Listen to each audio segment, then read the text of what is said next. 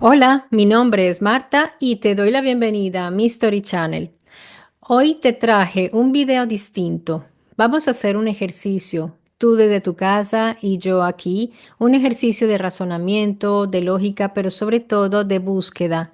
Así que tú desde tu hogar puedes tomar tus libros o ir a internet a hacer tus investigaciones al respecto, porque encontré un debate bastante interesante en el canal Descubriendo, el canal de Neil, que aprovecho para mandarle un gran abrazo, un querido amigo con el cual compartimos un espacio aquí en la plataforma. Me invitó una vez a su canal. Así que un abrazo grande, Neil, y muchas gracias porque Neil me dio su autorización para utilizar su video. ¿Por qué lo hice? Porque viendo el debate me di cuenta de muchos aspectos que quiero resaltar aquí y voy a aprovechar ese debate para poder resolver o dar un aporte a ciertos puntos que me parece que merecen esa, ese desglose, ese desarrollo. Yo entiendo que en un debate, queridos amigos, en un debate y con tantas personas es imposible. Antes, pues, me pareció que manejaron muy bien el tema, que es un tema que puede levantar los ánimos, que es un tema bastante difícil porque cuando las personas, por ejemplo, allí había presentes personas de distintas facciones de pensamiento, de creencias o de investigación y no te da tiempo muchas veces para exponer bien tu idea porque todos tienen que hablar, todos tienen derecho a expresarse, de manera que yo pienso que un debate con tantas personas no me parece que se pueda extraer algún provecho a menos que cada uno tenga una preparación muy buena antes de ese debate, se vaya preparado con sus argumentos y se dé un tiempo a cada uno. Así podría funcionar, pero así cada uno interviniendo espontáneamente, yo pienso que difícilmente se puede también entender lo que se está diciendo. Vi puntos muy interesantes, cuestiones muy interesantes que yo quiero desarrollar aquí con ustedes. ¿Y cuáles son esos puntos que yo quise extraer para desarrollar aquí? En el Tanaj y en toda tanto en el Antiguo como en el Nuevo Testamento, hay un término que se repite reiterativamente como es nube, nubes. Pero ustedes saben que en hebreo los términos pueden también escribirse de manera distinta, cobrar sentidos distintos también, porque el hebreo es una lengua muy rica, polisémica, que puede dar varios significados. Así que yo siempre lo digo, hay que ir a las etimologías y ahí poco se puede discutir o se puede discutir pero con base a los significados de las palabras. Lo que yo vi fue una gran ausencia de filología en ese debate. Si bien es cierto, como les decía, que uno en un debate no se puede poner allí a sacar los libros y todo de texto, pero por lo menos una idea respecto a los significados en las lenguas originales de los libros que estamos hablando. Porque si nos quedamos en las interpretaciones, queridos amigos, ahí podemos estar debatiendo toda la vida. Para poder enfocar y para poder centrar el discurso de una manera un poco más cerrada, para no disperdernos tanto, para no dispersarnos, lo que tenemos que hacer es ir a la etimología, los significados de esas lenguas o posibles significados y discutir respecto a eso. Esa es mi opinión, es una opinión personal. Otra persona puede pensar, no, Marta, hay que pensar desde la teología, desde las creencias. Un gozo estar aquí. Pero puedo hacer una pregunta de salida. Eh, Puedo preguntarle a alguno de ustedes si alguno de ustedes ha hecho en algún momento algún estudio teológico. Estudio teológico. Sí, teológico. Porque es muy difícil hacer una hermenéutica. La hermenéutica es la interpretación de cualquier escritura. No me pondría a hacer debate con una persona que tiene creencias, porque en base a las creencias, yo tengo que respetarle su creencia. No puedo interferir en eso, pero no pienso igual. Y esa persona jamás va a cambiar una creencia por un análisis o un estudio. y ya verán un poco de eso en el debate. Así que los puntos que vamos a desarrollar son las nubes, también hablaron de los ángeles caídos, que es algo que siento, escucho mucho en canales, los ángeles caídos, los ángeles caídos. Bueno, esto yo quiero dejarlo claro para ustedes, para quienes quieran entender de dónde viene eso de los ángeles caídos. Y ya les digo, cada uno de ustedes usen su criterio y también el buen sentido, el sentido común y la investigación para poder llegar quizás a una conclusión, ¿verdad? Y por último tenemos la cuestión de Jehová. Se habla de Jehová, Jehová, Jehová. Yo digo, ¿por qué nombran tanto a Jehová? ¿Por qué esa pronunciación? ¿De dónde viene? Es más, hay una organización religiosa que basa su nombre propio en Jehová. Así que uno diría, bueno, Jehová entonces también es una pronunciación válida porque si la usan personas que estudian la Biblia, ojo con esto de estudiar la Biblia. porque cada uno de nosotros tiene una versión.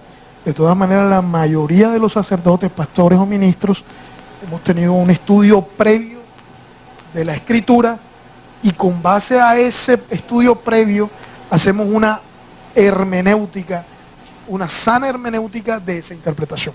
Porque yo que pertenecí un tiempo o me reuní mejor con esa organización religiosa que está bajo el nombre de Jehová, que son los testigos de Jehová, ellos, yo creía que estudiaba la Biblia, porque te dicen, somos estudiantes de la Biblia.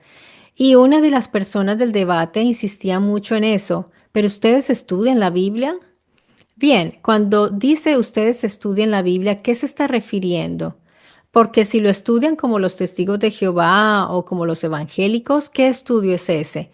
Para mí estudiar la Biblia es lo que hacen los filólogos, por ejemplo, los biblistas o los traductores de la Biblia, que por ejemplo como Mauro Biglino o como por ejemplo Antonio Piñero u otros más que ustedes ya conocen y siguen aquí en internet, que tienen su canal y que son biblistas. Eso es estudiar la Biblia. Estudiar la Biblia también puede ser estudiar la historia del contexto cuando se escribió, estudiar las palabras en sí, estudiar cómo se relacionan esas palabras con otras, estudiar la historia de sus traducciones, estudiar quiénes escribieron posiblemente estos libros, cuáles son sus orígenes, que primero fueron orales, que luego fueron escritos, cómo fueron escritos, en qué lengua, cómo se pronunciaban. Para mí eso es estudiar la Biblia.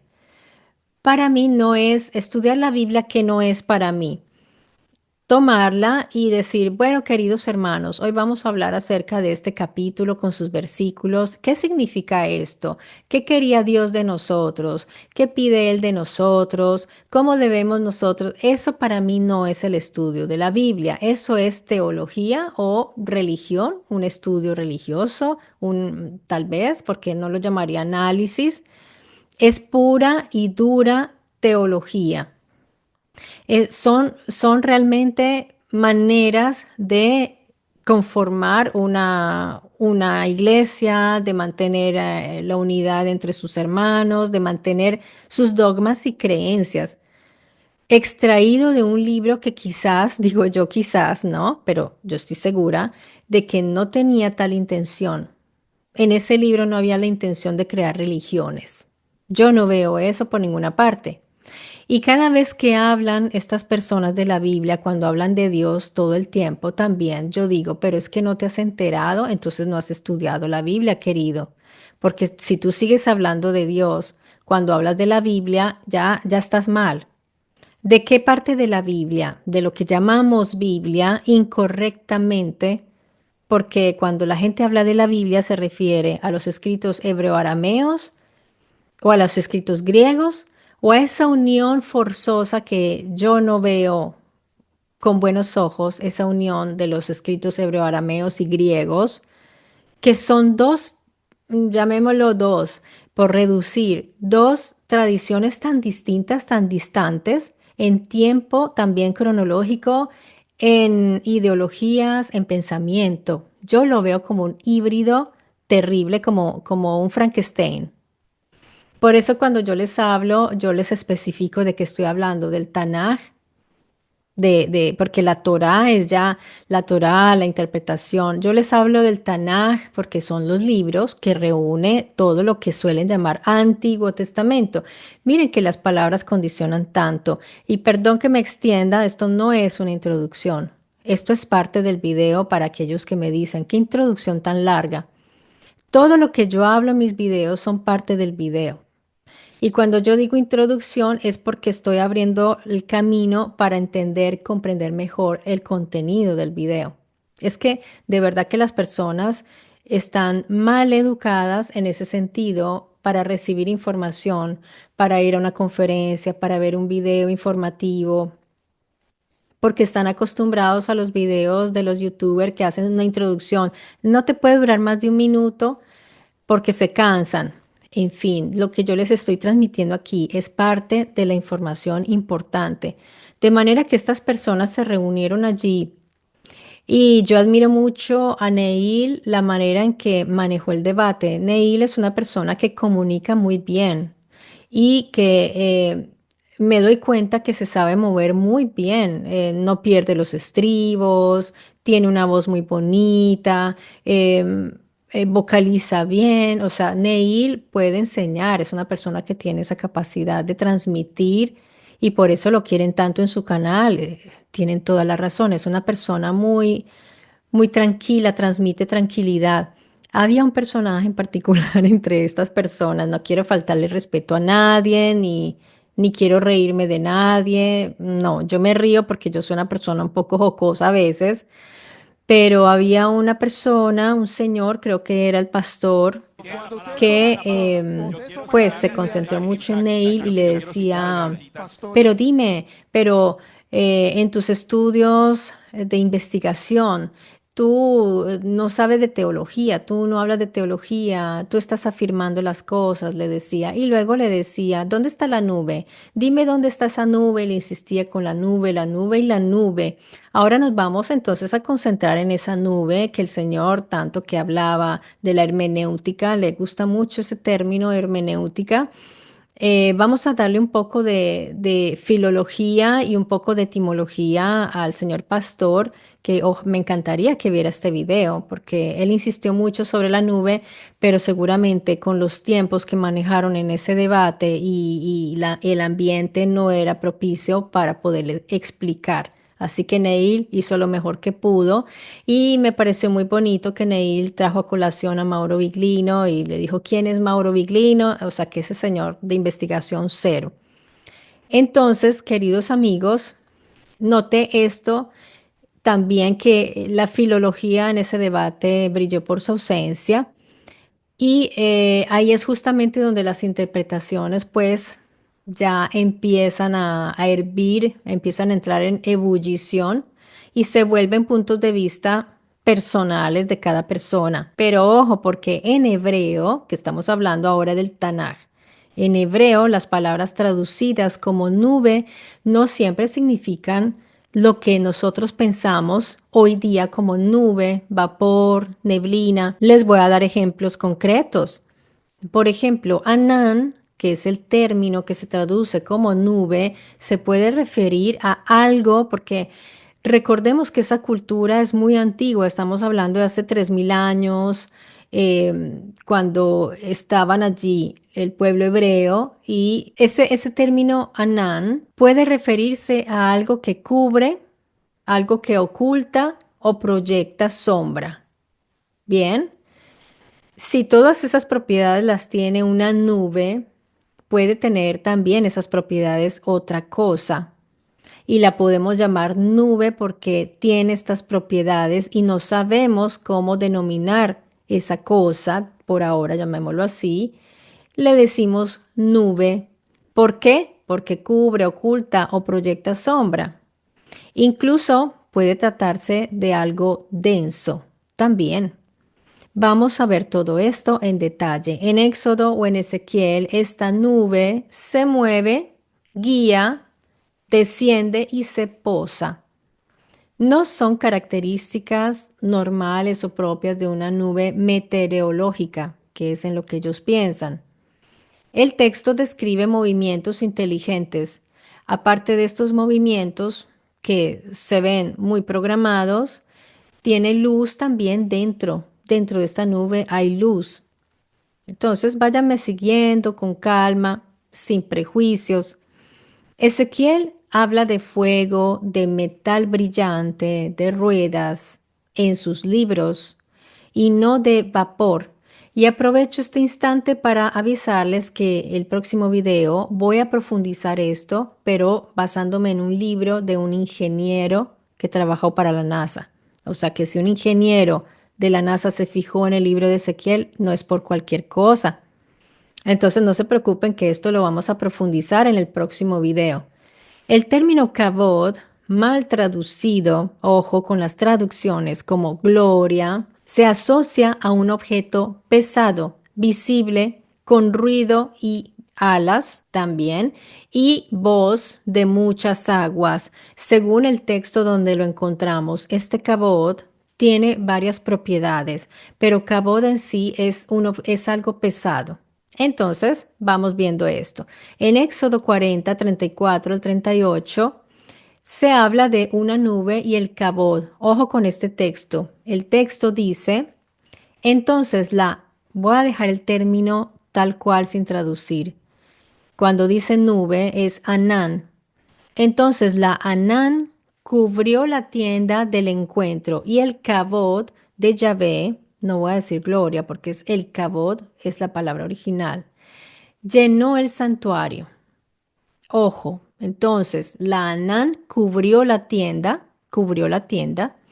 y el kabod llenó el santuario. Moisés no podía entrar en la tienda.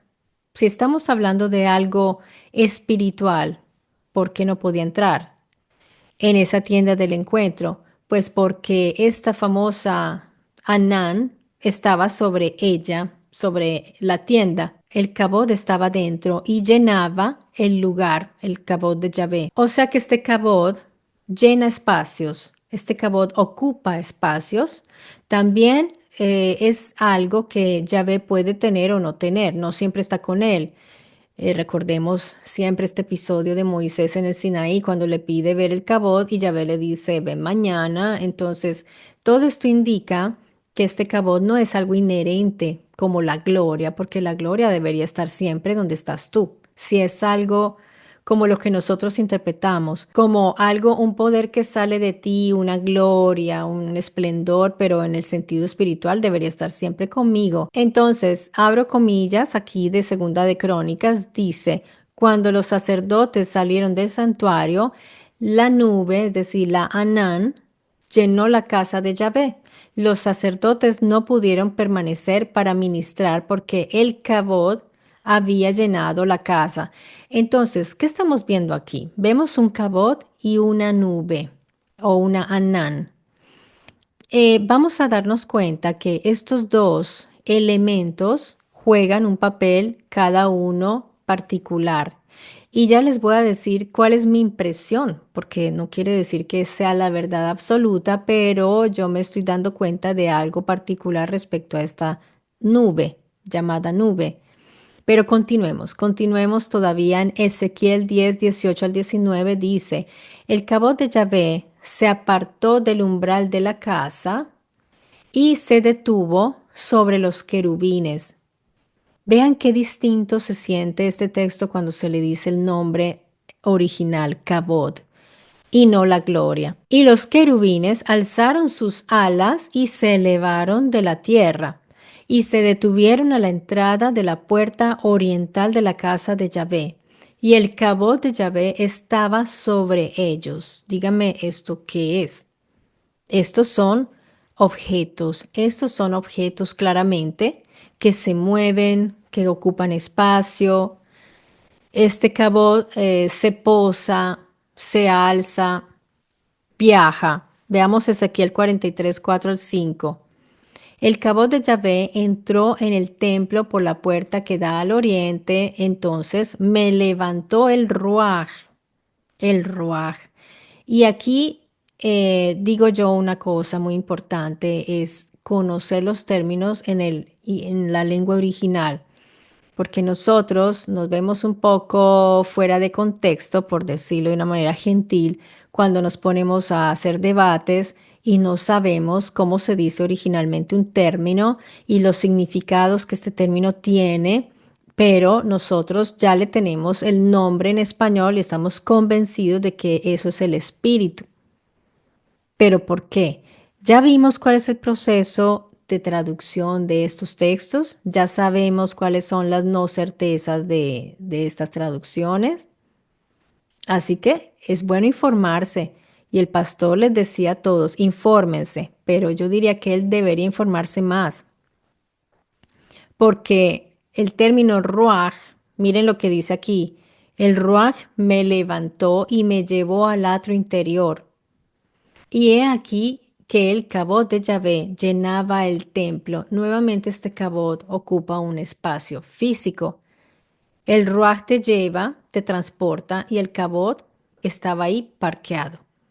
Por decirlo de una manera más concreta, el cabot se parqueaba en los templos. Pero si nosotros vemos todo esto de un modo espiritual o metafórico, pues ya claramente todo se disipa y todo tiene una explicación espiritual.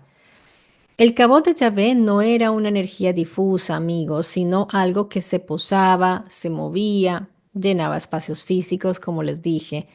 Los templos, tanto el tabernáculo móvil como el de Salomón, fueron diseñados como recintos para alojar este cabot.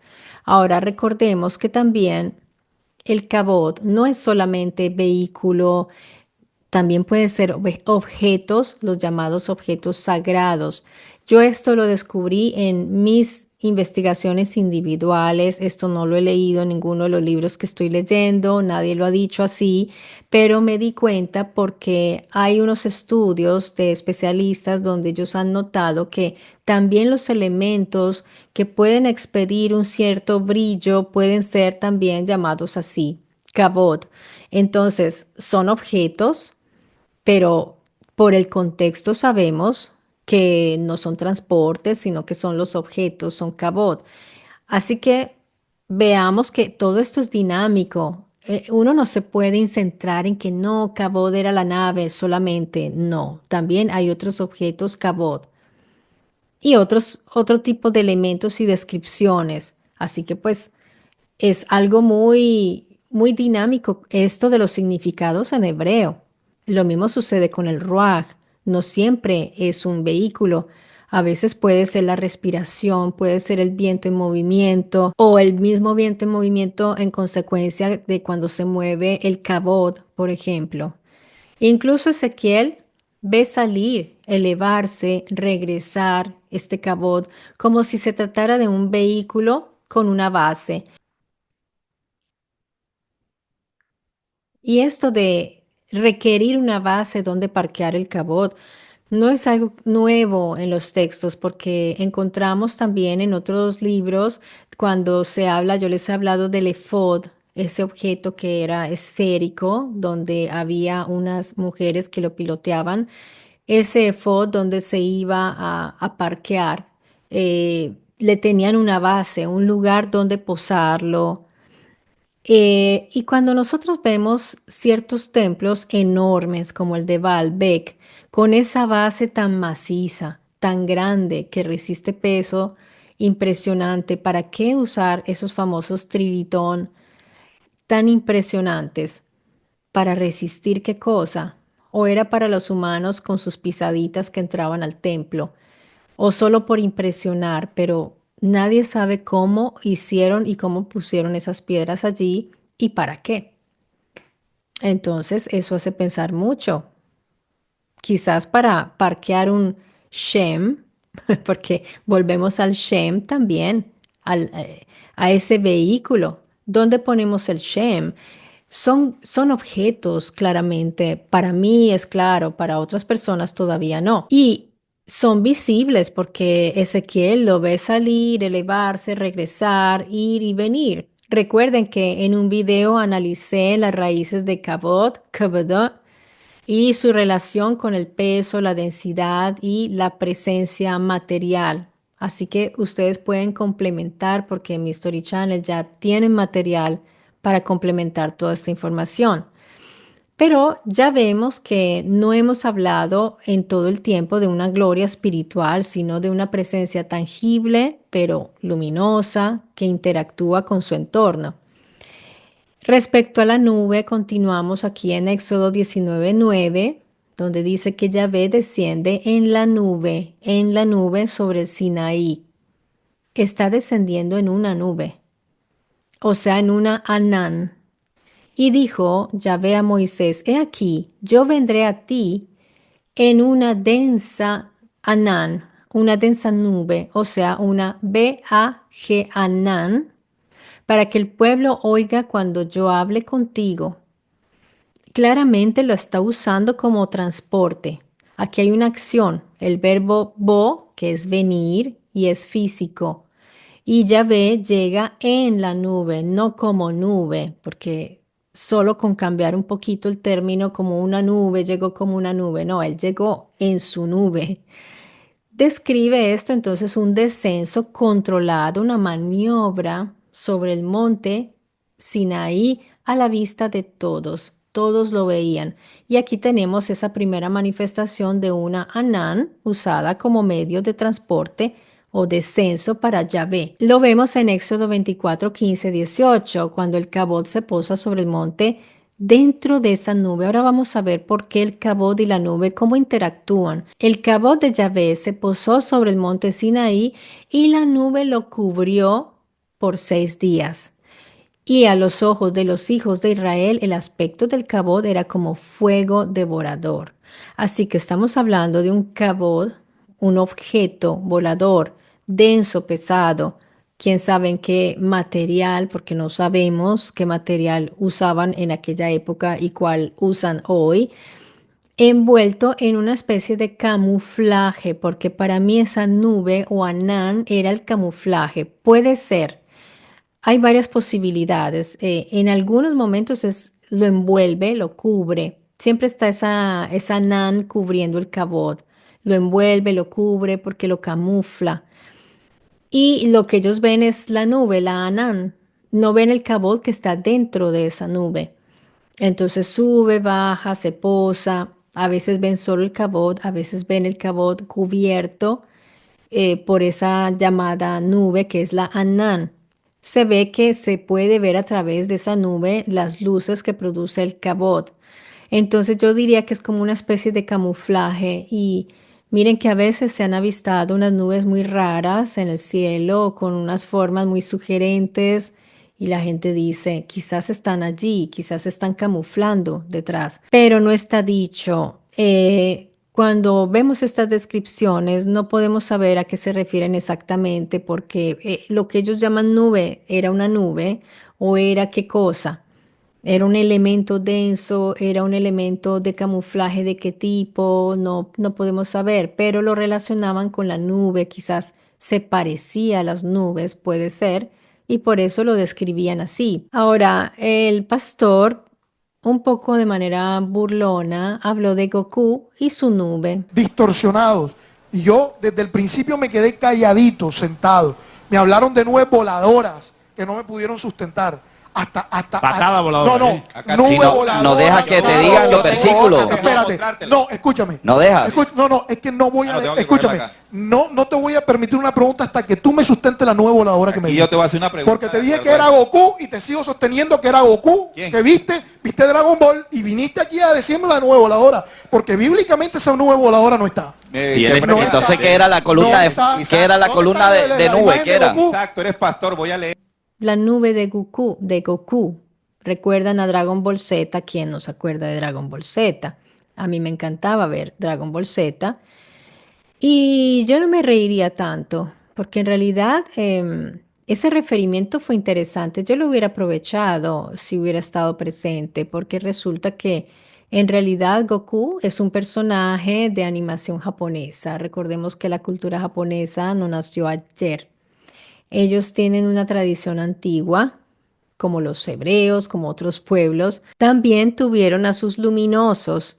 Ellos también fueron visitados por estas culturas exógenas que se movían también en nubes, si lo queremos llamar así. Miren que ellos representan a Goku moviéndose en su nubecita como medio de transporte. Qué curioso. En las tradiciones orientales, los llamados dioses y héroes viajaban en vehículos aéreos cubiertos por nubes.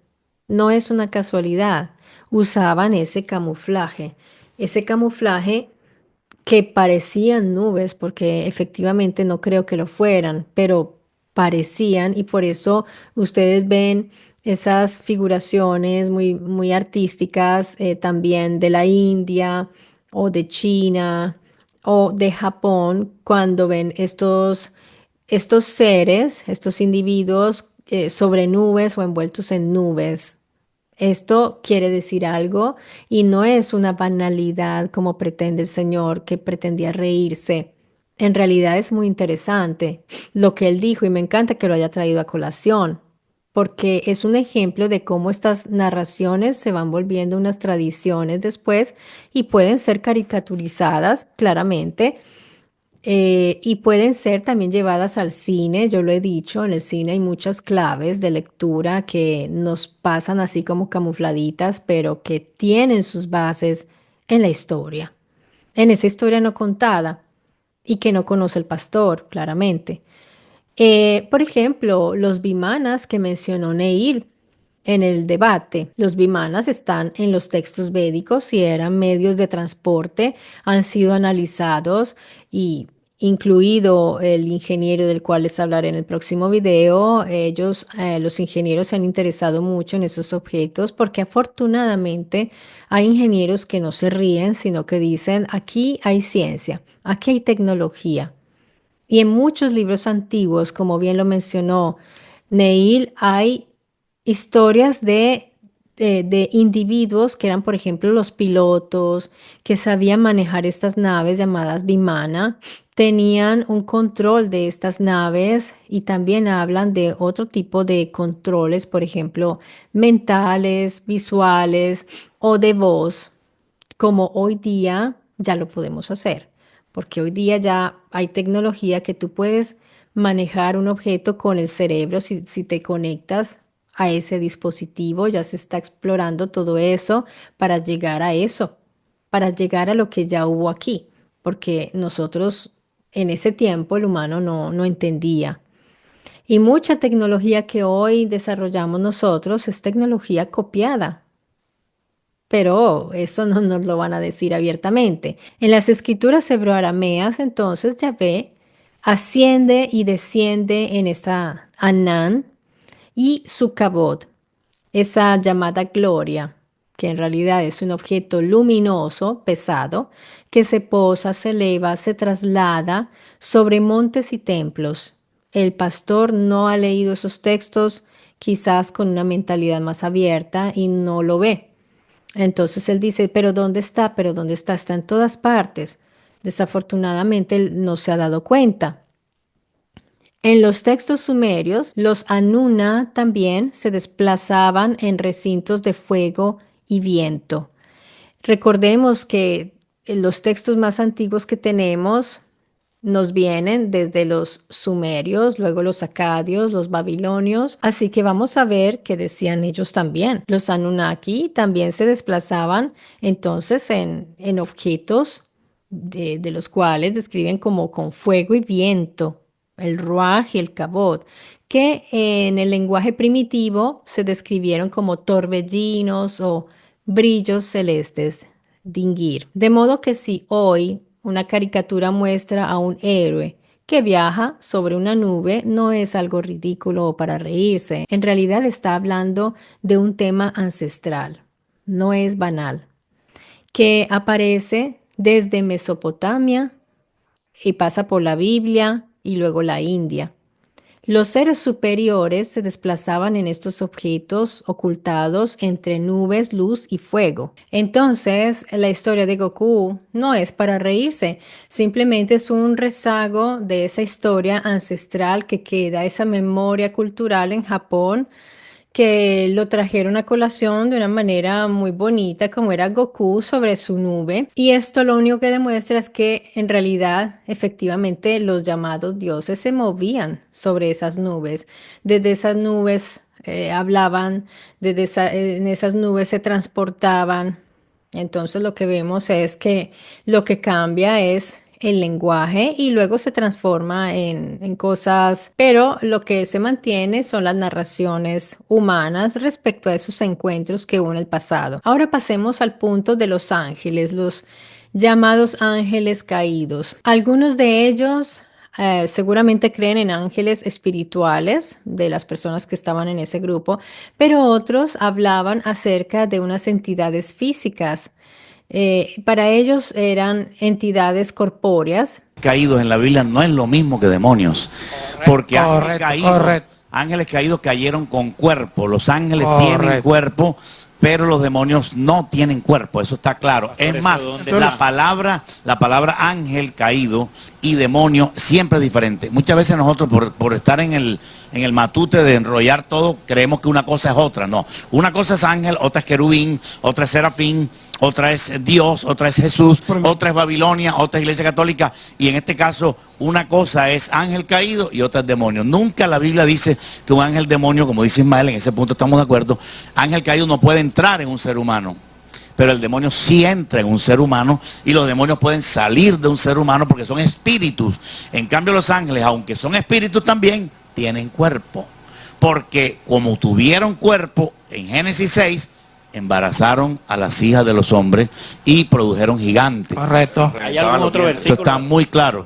Pero bien sabemos que el pasaje del hebreo al griego ya fue un desastre porque cambió ese pensamiento, lo que yo les decía, la distancia de pensamiento, de pensamiento ideológico, pensamiento práctico y concreto entre los hebreos del pasado y el pensamiento griego es un abismo. Es un abismo, no solo temporal, porque hubo un tiempo largo entre unas escrituras y otras, pero sobre todo en la mentalidad. Así que cuando nosotros vemos lo que tradujeron como ángeles en griego, son malakim, que en realidad significa mensajeros. Eso es lo que significa mensajeros. Y efectivamente, cuando vemos el rol de estos malak, era llevar mensajes o ejecutar algunas misiones. A veces tenían que asesinar a muchas personas, a los llamados enemigos. Tenían que llevar mensajes buenos o malos. Tenían que destruir ciudades. Entonces, eran estos mensajeros los malak. Pero ya en griego se pasa a hablar de ángeles y se habla de algo que en realidad es una herencia clarísima de una herencia persiana, porque viene de los persas, ese concepto que tienen los griegos de los ángeles. Es algo que viene de allí, de la cultura persa. En cambio, los malakim de las escrituras hebreas caminaban, comían, hablaban, luchaban cuerpo a cuerpo con los humanos y eran visibles porque eran identificables claramente, los veían. También los temían porque les tenían miedo, porque no sabían cuáles eran las intenciones y sabían que estos malak iban en representación de los Elohim, por eso les temían, porque sabían que los Elohim tenían un carácter fuerte, por decirlo de una manera gentil, y cuando querían castigar o judicializar a alguien, mandaban a sus mensajeros. Entonces, pero ya en lo que llamamos Nuevo Testamento, los encontramos en griego como ángeles. Entonces vemos que en hebreo, en la lengua original de estas historias, los malakim no eran seres espirituales alados, y ya en las escrituras griegas sí se convierten en seres espirituales con alas, o al menos es así como siempre los han representado en el arte. Uno ve las capillas, las iglesias siempre tienen estos seres un poco andróginos, más bien muy femeninos, pero se supone que no, que son asexuados o andróginos y con estas alas con plumas. La idea de ángeles como seres etéreos vino siglos después. Se elaboró más cuando la teología helenística influyó en la tradición judía, de lo que les estoy hablando. Esa introducción, no solo en el helenística, sino también que arrastra también elementos babilónicos, zoroástricos, egipcios, hay un poco de todo. Es una mezcla de muchas tradiciones, en realidad. Pero respecto a los ángeles de carne y hueso que ellos nombraban, vamos a concentrarnos en estos porque ellos dicen que son los ángeles caídos. Estos son de los cuales hablaba allí un grupo. Los famosos ángeles caídos, pero en realidad caídos de dónde o por qué es lo que vamos a ver. Se cayeron por qué. En realidad es una caída moral, porque, y bueno, y quizás también física, para ellos como que los lanzaron aquí a la tierra por castigo. Ahí ya eso envuelve una creencia teológica cristiana, también con el gnosticismo, que aprovechó también la iglesia oficial para hablar del pecado. Y recordemos que el pecado no existe en las escrituras, al menos en las escrituras hebreas eso no existe. Existe equivocarse, existe errar, existe fallar. También en un sentido, hasta cuando tú vas a la cacería se usa ese término porque fallaste, entonces ¿de qué estamos hablando? ¿Cuál es el famoso pecado original? Sin pecado no hay caída, no hay ninguna caída. Y si nosotros nos fijamos en los textos más antiguos que tenemos, que nos llegan de Mesopotamia, podemos fijarnos en las tablillas babilonias y acadias, donde se habla de un descenso voluntario, consciente y funcional de un grupo de individuos a los cuales llamaron los hijos de An o del cielo, los que descendieron del cielo, los Anunnaki. Esa idea de los ángeles caídos proviene de traducciones tardías griegas y latinas, cuando ya se introducen estas ideas del pecado, donde el verbo caer, o sea, pipto en griego o cadere en latín, fue asociado a una rebelión.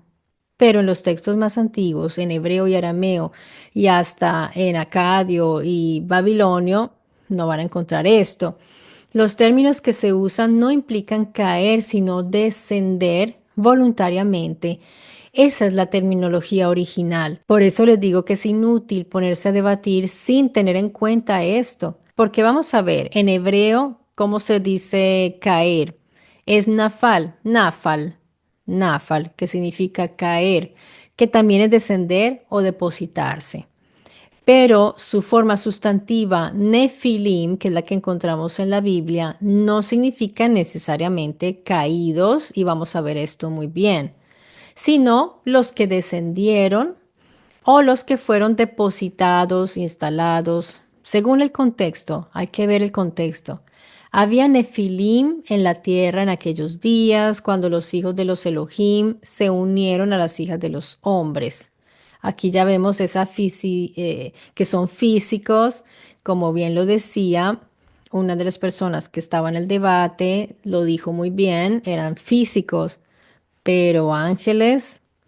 No dice que cayeron del cielo, tampoco se dice esto, ya estaban allí en los días de la unión, entonces no sabemos cómo llegaron allí. Pero el verbo nafal aquí no se usa en forma activa, por tanto no está describiendo una caída, sino una presencia descendida de unos que descendieron. Yo realicé un video más explícito sobre los nefilim, donde explico que el efecto de la entrada de un cuerpo a la tierra es una caída. Por ejemplo, los meteoritos caen o también las naves nuestras, los cohetes, las estaciones espaciales. ¿Por qué caen? Porque o sea, la Tierra es mucho más grande y los atrae gravitatoriamente. Esto es la gravedad. La fuerza de gravedad atrae cuerpos más pequeños. Entonces, cuando ellos entran a la Tierra es una caída en ese sentido. Pero pues aquí no estamos hablando nada de pecado o de errores o cosas por el estilo. En arameo, en el libro de Enoch, en Primera de Enoc 6 al 7, y dice, y sucedió que cuando los hijos de los cielos vieron a las hijas de los hombres, descendieron. Ellos bajaron voluntariamente porque vieron a las hijas de los hombres, descendieron sobre el monte Hermón. Aquí no se habla de caerse, se dice bajar, descender deliberadamente, o katabainó, bajar, venir desde arriba, de arriba hacia abajo, pero no caerse. Enoc deja claro que ellos descienden, ellos bajan, hacen un pacto entre sí y eligen un punto de aterrizaje que es el Hermón. Nada de caídas. Es una misión o una intervención voluntaria de estos sujetos. No cayeron, nadie los expulsó, nadie los empujó, no hay un accidente ni castigo inicial, nada de eso. Descendieron por elección para cumplir una misión o experimentar entre los humanos. Esto es lo que vemos en Enoc. El mito del caído, amigos, nació siglos después con la lectura moralizante, esa lectura moralizante del cristianismo que transformó un descenso técnico o funcional en un relato de rebelión. Vean que todo esto es muy construido y como lo han oído tanto, ya lo asumen como una verdad. El Enuma Elish, por ejemplo, como les decía, ¿cómo inicia el Enuma Elish? Con una frase hermosa que dice, cuando en lo alto, y luego habla del descenso de aquellos que estaban en lo alto, y esto fue escrito en Acadio Babilonio. Descendieron, ahí tampoco se habla de caídos. Entonces, ahora vamos a pasar al siguiente punto, que es acerca de esa pronunciación Jehová, Jehová, que oigo tantas veces. En muchos grupos nombran siempre a Jehová. Pues dense cuenta que la palabra Jehová nunca existió en tiempos bíblicos y esto hay que tenerlo en cuenta, que se basa en la búsqueda de esa pronunciación del tetragrama Yahvé o tetragramatón, de estas consonantes Yahvé, que han tenido unas vocalizaciones distintas según lo que se ha podido estudiar con los exégetas hebreos, porque quién mejor que ellos, los masoretas, que conocen bien su lengua y sin embargo ellos tampoco tienen esa certeza. Los hebreos no pronunciaban ese nombre por respeto, por temor o miedo. Entonces, cuando lo leían, decían siempre Adonai. Por eso vemos tanto Señor, Señor en las escrituras.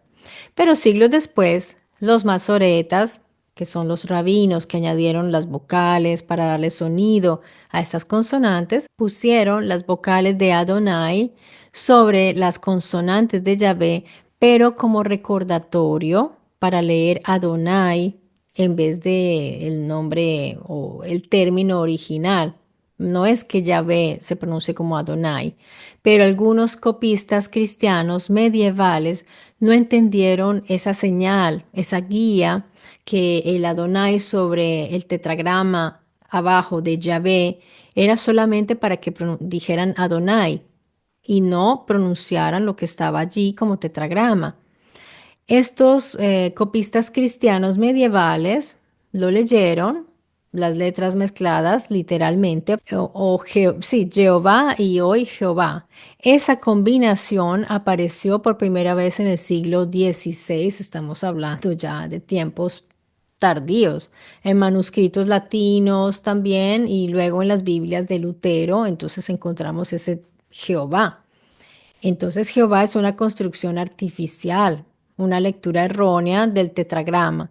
Los especialistas coinciden en que la forma más cercana al original sería Yahvé, Yahueh o Yahweh, aunque también debemos decir que esta es una reconstrucción académica. De todas maneras, respecto a la pronunciación de Yahvé o Yah o Yahu o Jehová, eso todavía está en discusión y lo estará por siempre porque desafortunadamente no tenemos a alguien que nos pueda decir cómo se pronunciaba en ese tiempo. Se quedan muchos aspectos por fuera porque no quiero hacer un video larguísimo pero de todas maneras pienso que de ese debate saldrían muchos aspectos interesantes porque de esos cuestionamientos que ellos están tratando allí hay mucho que decir y hay mucho que aclarar y que poder desglosar y poderlo ampliar realmente vale la pena. Pienso que quizás el canal de Ney lo haga o de ellos, cada uno individualmente lo hará desde sus estudios, investigaciones o sus perspectivas. Yo siempre que veo estos debates me pregunto si participaría yo en un debate, porque en realidad creo que es poco lo que se puede, lo que se puede exponer en un debate así.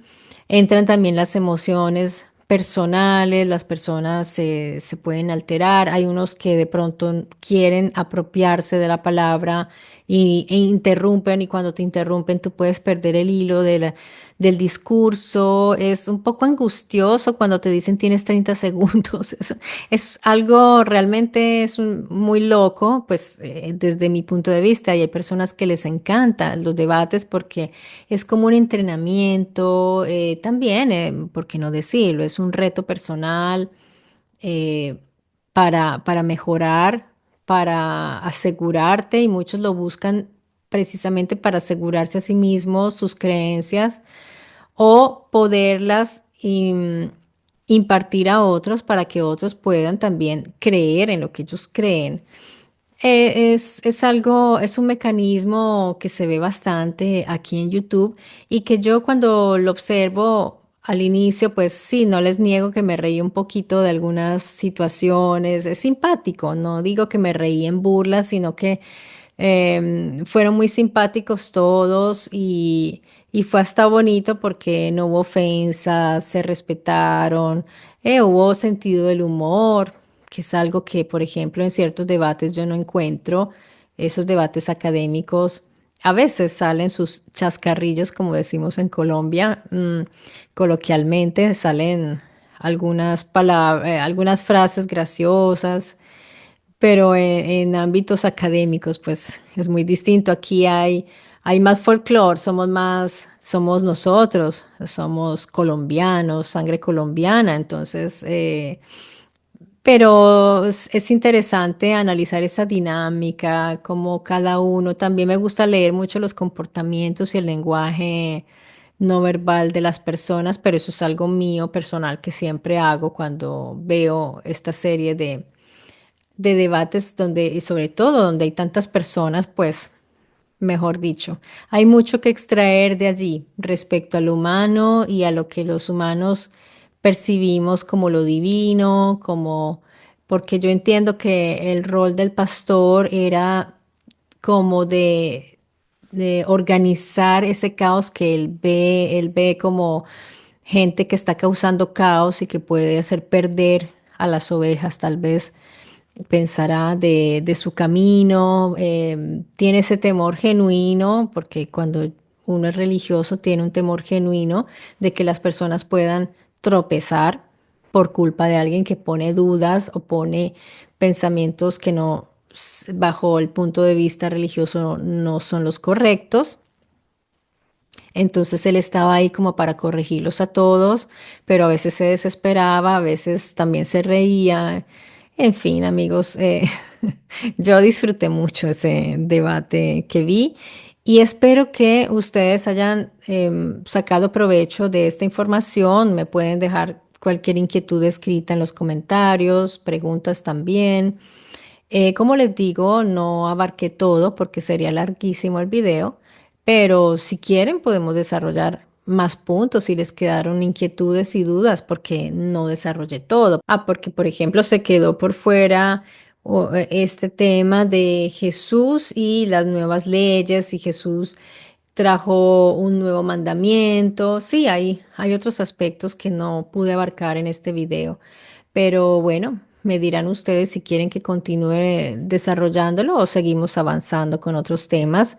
En todo caso, vuelvo a agradecer a Neil por haberme permitido tomar material de este video, de este debate. Y les mando un gran abrazo a todos ustedes. Gracias por haberse quedado hasta aquí. Nos vemos pronto aquí en mi Story Channel. Y no olviden, cuídense mucho.